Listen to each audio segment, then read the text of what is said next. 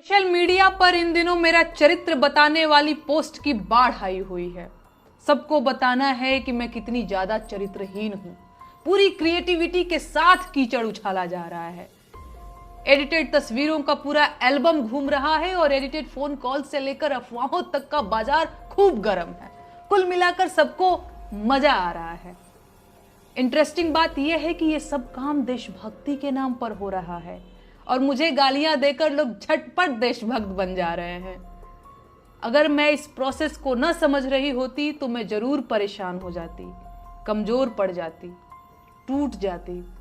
लेकिन इन फर्जी देशभक्तों के लिए बुरी खबर यह है कि मैं खूब समझ रही हूं कि इस वक्त मेरे साथ क्या हो रहा है और क्यों हो रहा है।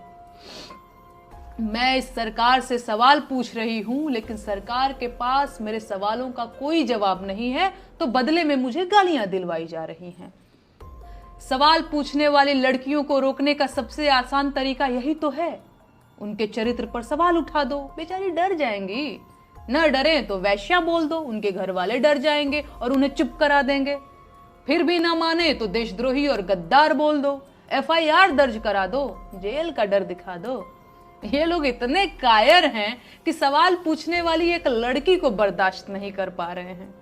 पूरी IT सेल की फौज लगा रखी है। मेरा फोन नंबर तक वायरल कर दिया गया है। डेली सैकड़ों फोन कॉल्स आ रहे हैं और ये सब सिर्फ इसलिए कि मेरा हौसला टूट जाए।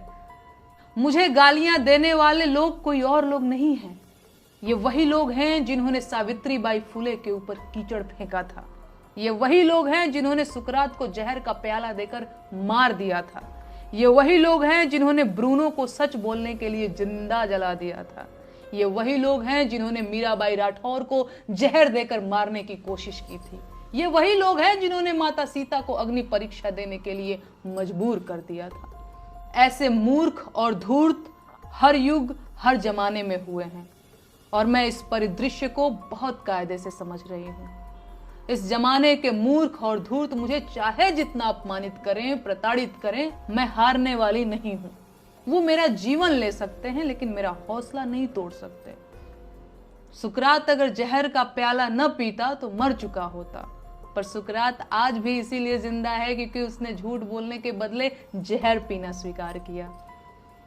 मैं इस देश के लोकतंत्र को बचाने की लड़ाई लड़ रही हूं। आम जनता के उन मुद्दों की लड़ाई लड़ रही हूं जिन्हें सरकार में बैठे लोगों ने पीछे धकेल दिया है। इस देश की जनता को रोजगार चाहिए सर, महंगाई से छुटकारा चाहिए, अच्छे स्कूल और अच्छे अस्पताल चाहिए, अस्पतालों में डॉक्टर और स्कूलों में शिक्षक चाहिए।